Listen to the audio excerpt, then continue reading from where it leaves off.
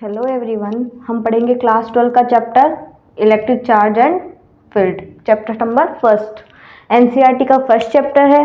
अब इसको पढ़ने के लिए हमें पता होना चाहिए इलेक्ट्रोमैग्नेटिज्म क्या होता है, इलेक्ट्रोमैग्नेटिज्म में इलेक्ट्रोस्टैट्स क्या होता है, इलेक्ट्रोडायनेमिक्स क्या होता है, ये कितने टाइप्स होते हैं, कब इलेक्ट्रिक फील्ड जनरेट होगा, कब नहीं होगा, कब मैग्नेटिक फील्ड जनरेट होता है, ये सब बातें पढ़ने के लिए पहले मैं आपको बताती हूँ।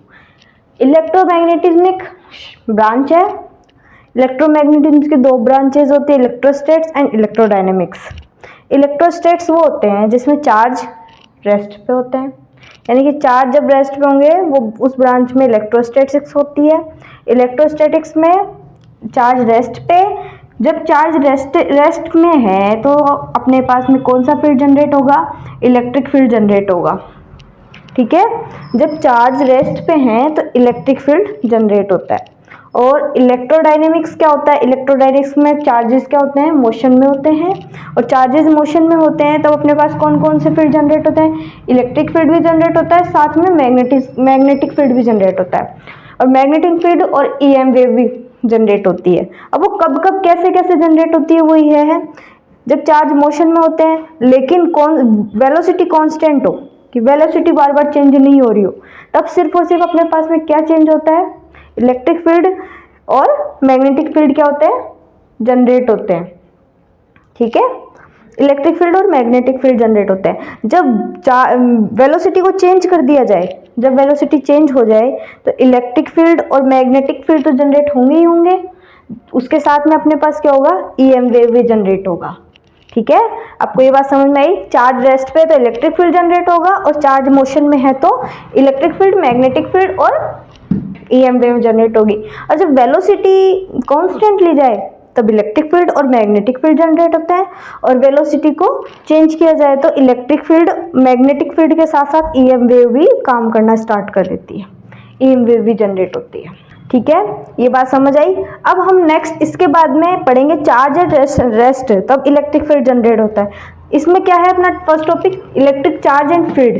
इलेक्ट्रिक चार्ज, जब चार्ज को मोशन, चार्ज कैसे काम करता है, चार्ज काम करता है तो फील्ड कैसे जनरेट होता है, ये चीज अब हम आगे नेक्स्ट में पढ़ेंगे।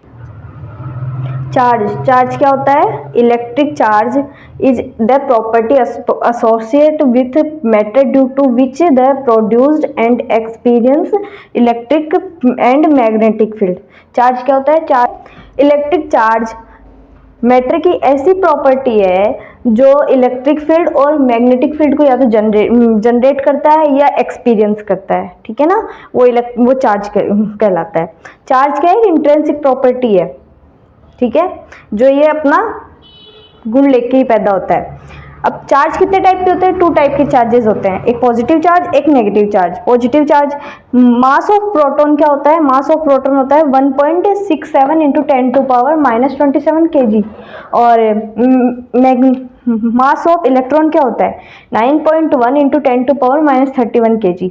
ठीक है, अब चार्ज की ऐसा यूनिट क्या होती है, ampere into second. Ampere into second कैसा है, चार्ज इज इक्वल टू होता है आई इंटू टी।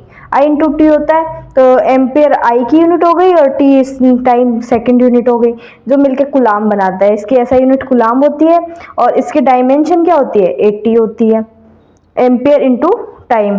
ठीक है, और सीजीएस यूनिट कितनी होती है, सीजीएस यूनिट में इसमें स्टैटिक चार्ज क्या होता है, स्टैटिक चार्ज जब चार्ज मोशन में ना हो, रेस्ट में हो, तब स्टैटिक चार्ज होता है, उसकी यूनिट होती है ESU।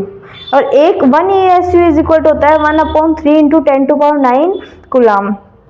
ठीक है, ये फ्रैंकलिन सबसे छोटी यूनिट मानी जाती है, इसे फ्रैंकलिन भी बोला जाता है। और ये रेस्ट में होगा तब, जब चार्ज रेस्ट में होगा तब ये यूनिट होगी, ऐसा यूनिट। जब चार्ज मूविंग हो तब क्या यूनिट होगी, EMU। ठीक है, और 1 EMU इज इक्वल टू होता है 10C। और 1 फेराडे जो लार्जेस्ट यूनिट होती है चार्ज की, वो होती है Faraday. 1 Faraday is equal to होता है 96,500 कुलाम। ओके, ये चार्ज के बारे में था। अब हम आगे पढ़ेंगे इलेक्ट्रिक फील्ड के बारे में।